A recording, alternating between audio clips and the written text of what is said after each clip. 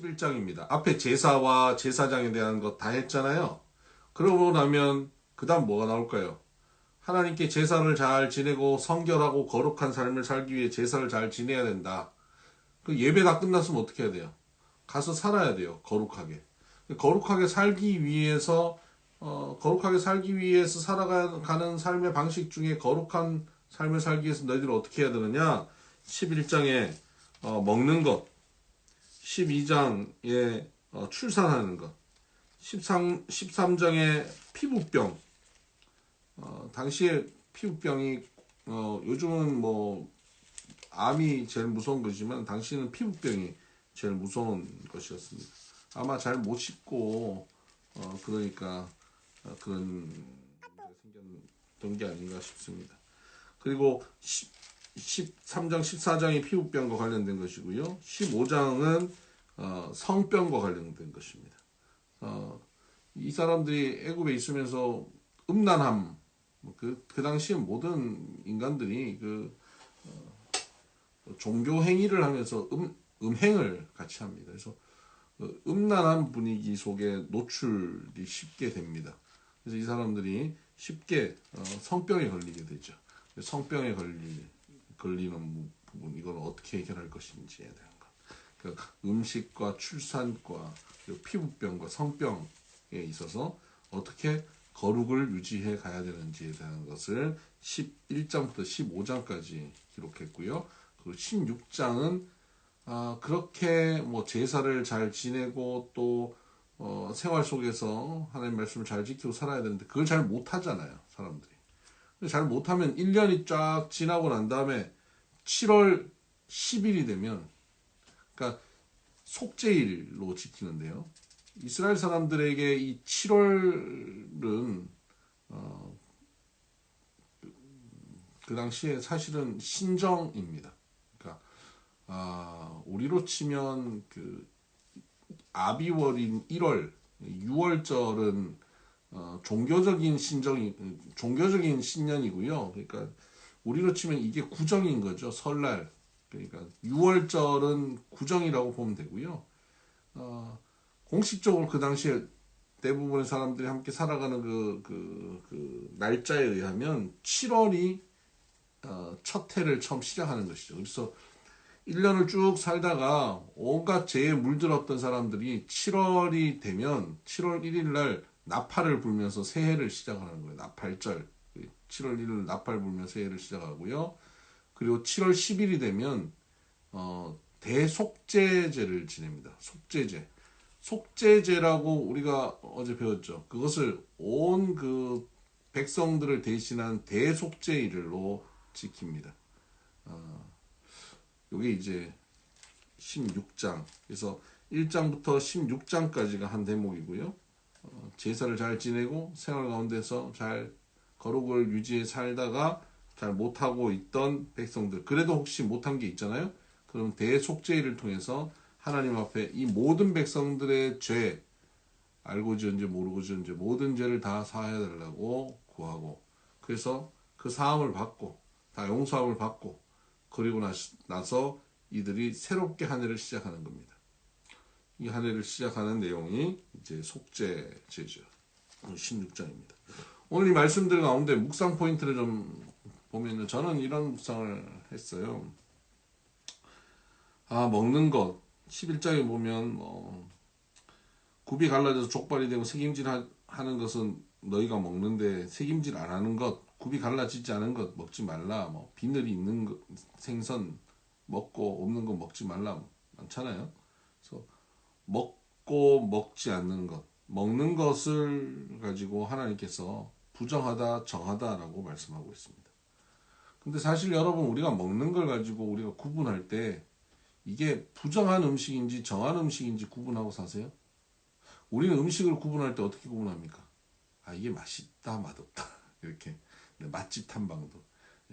이 집이 맛있다, 맛없다. 그거면 다 되는 거 아닙니까? 여기서 또 좀 들어가서. 이거 먹으면 살찐다, 안 찐다. 이런 게 우리가 음식을 구분하는 것. 또 뭐 영양가가 있다, 없다. 이런 것이 우리가 음식을 구분하는 기준이에요. 맛있다, 맛없다. 영양가가 있다, 없다. 뭐 살이 찐다, 안 찐다. 이런 게 음식을 구분하는 기준인데 성경은 그걸로 구분하지 않아요. 하나님은 음식을 구분하는데 우리에게 뭐라고 기준을 두냐면 정하냐 부정하냐, 거룩하냐 아니냐, 성결하냐 아니냐로 구분하는 거예요. 그래서 이 사람들이 음식을 먹을 때마다 이 음식은 거룩한 음식인지 아닌지를 살펴보게 되는 것이죠. 이런 삶의 태도를 가지면 어떨까요?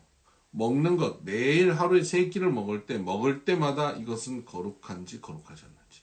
누구 앞에서요? 하나님 앞에서요. 하나님 앞에서 거룩한지 거룩하지 않는지를 돌아보는 것이 이들의 삶의 태도와 습관이 되는 거예요. 그러면 언제나 무엇을 하든지 그들은 이 태도를 장착해서 사는 게 됩니다. 먹는 문제조차도 하나님 앞에 부정하냐 정하냐를 구분하고 사는 사람이 다른 사업을 하고 다른 일을 하고 다른 중요한 일을 해나갈 때 자기 생각으로만 하지 않는 거예요. 이것이 정한 거냐 부정한 거냐를 생각하게 되는 것입니다. 하나님께서는 하나님에 대한 생각이 전혀 없고 자기 세상적인 방법으로만 살고 있는 이 사람들을 하나님 백성 만드셔서 하나님 앞에 거룩하게 사는 방법을 이들에게 알려주고 이들의 이 가치관 속에 장착시키기 위해서 하나님 법을 만드시는데 그 법 중에 정말 이 사람들이 잘 하나님을 생각하고 하나님 앞에 거룩하게 살 수 있는 법이 뭔가 하나님께서 생각해서 만드셨겠죠. 그 중에 참 좋은 것이 이 음식법인 것 같습니다. 물론 이 음식이 사람들에게 또 영양가가 있기도 하고 병이 나지 않게도 하는 것이지만 이런 음식을 먹을 때마다 하나님 앞에서 정하냐 부정하냐를 생각하면서 이들의 삶의 행위의 모든 기준이 바뀌는 겁니다. 내가 하나님 앞에서 정하게 사느냐 부정하게 사느냐. 바울은 이것을 이렇게 고백하고 있죠. 먹든지 마시든지 무엇을 하든지 다 하나님 영광을 위해서 하라. 네, 이런 기준을 가지게 되는 것입니다. 우리가 이런 삶의 훈련을 통해서 우리의 모든 삶의 결정과 삶의 선택과 이런 과정 속에 기준을 하나님께 두고 살아갈 수 있게 되기를 바랍니다. 16장에 가면 대속죄일이 나오죠. 여기에 대속죄제의 방식을 보면 어린 염소나 어린 양을 사용합니다. 여기는 염소가 나오는데요. 어린 염소 2마리를 가져옵니다. 그리고 제비를 뽑아서 하나는 성소에서 잡고요. 하나는 성막 안에서 잡고요. 하나는 끌고 나갑니다. 다 안수를 해서 죽이는데 안수를 해서 밖으로 끌고 갑니다. 끌고 나가면 사람들이 그 염소에게 침을 뱉고 욕을 합니다. 저주스러운 것이라고. 왜냐하면 이스라엘 모든 백성들의 지난 1년 동안의 모든 죄를 이 염소에게 덮어 씌웠거든요. 이 막인 거예요. 완전히. 그러니까 그걸 저주합니다. 이것을 아사셀 어린 양이라고 합니다. 아사셀을 위하여 16장 10절에 보면 아사셀을 위하여 제비 뽑은 염소는 산채로 여호와 앞에 두었다가 그것으로 속죄하고 아사셀을 위하여 광야로 보낼지니라. 그래서 그 아사셀을 광야로 보냅니다. 아사셀을 위해서. 여기서 아사셀이라고 하는 것이 명확하게 밝혀지지는 않았는데요. 학자들은 이 아사셀을 광야의 험한 절벽, 그 특정한 장소라고도 말을 하고, 또 아사셀은 광야에 있는 마귀라고도 합니다. 그래서 이 죄를 마귀에게 돌려보내버린다라는 그런 의미를 가졌다라는 거죠. 그래서 아사셀 어린 양, 이 예수님으로 대표되는데요. 예수님이 세례요한에게 세례받았을 때 마치 세례요한이 제사장 반열에 있잖아요. 마치 대제사장이 이 속죄일날 안수하듯이 예수님은 세례를 받을 이유가 없어요. 죄 씻을 게 없으니까요. 그래서 예수님께 안수할 때 뭐가 되냐면 죄의 전가가 일어나요. 모든 인류의 죄가 예수님께 전가됩니다. 그리고 예수님께서 행하시죠. 예수님이 걸어가시는 모습 보면서 세례요한은 예수님을 뭐라고 말합니까? 보라, 세상 죄를 지고 가는 어린 양을 보라. 그 세상죄를 지고 가는 어린 양을 뭘로 지칭하냐면 바로 이 아사셀 어린 양, 아사셀 어린 염소로 지칭하는 겁니다. 그러니까 본인은 죄가 없는데 죄를 전가받아서 그 죄의 죄짐을 지고 광야로 걸어가는 겁니다. 그래서 예수님께서는 성 밖으로 나가셔서 성 밖에 골고다 언덕에서 죽으시죠. 그러니까 아사셀 어린 양이 끌려나가서 광야에 가서 절벽에 떨어져서 죽임당하고 야생 동물들 와서 뜯어먹고 독수리 가서 뜯어먹어요.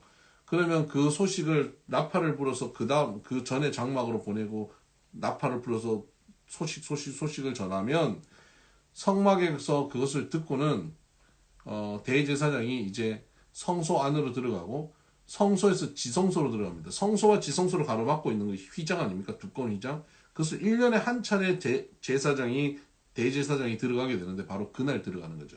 그럼 그 대제사장이 그 휘장을 걷어서 그 안으로 들어갑니다. 그러면 그 안에 있는 속죄소, 그 법궤가 있는 그 속죄소 시은자 위에 그 그룹들이 날개로 이렇게 덮고 있는 그 위에 하나님의 영광이 임하고 그곳에서 하나님께 지난 한 해 동안 이스라엘의 죄를 사하여 달라고 구하면 하나님께서 죄를 사하여 주시죠. 그러면 죄 사함을 가지고 밖으로 나와서 백성들에게 선포하는 것입니다. 예수님께서 십자가에 죽으실 때 아사셀 어린 양으로 십자가에서 죽으실 때 죽으시는 순간 어떤 일이 벌어집니까? 바로 성전의 성소와 지성소를 가로막고 있던 휘장이 찢어져요. 매년 성소의 휘장을 대제사장이 이렇게 열고 들어갔는데 그날은 아래에서 열고 가는 것이 아니라 위에서 아래로 찢어졌다 이렇게 기록되어 있죠. 위에서 아래로 찢어졌습니다.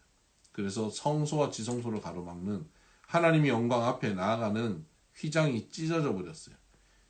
그러니까 속죄일날 드리는 아사셀 어린 양은 매년 드려야 되는 것이었습니다. 그런데 온 인류의 속죄를 하시기 위해서 죽으시는 속죄 양, 어린 양, 아사셀 어린 양 대신 예수님의 죽음은 휘장을 찢어버림으로 그 한 번으로 영원히 하나님 앞에 우리가 나갈 수 있는 길을 만드신 것이죠. 그래서 우리가 하나님 앞에 영원히 나가게 되는 겁니다. 그래서 우리가 감히 이제 하나님 앞에 나가서 직접 기도도 할 수 있게 되는 것이고요. 하나님의 자녀로서의 권세를 가지게 되는 것입니다. 이 예수님, 아사셀 어린 양 대신 예수님을 오늘 깊이 묵상하시는 오늘 하루 되시길 바랍니다. 네, 오늘도 승리하십시다. 샬롬.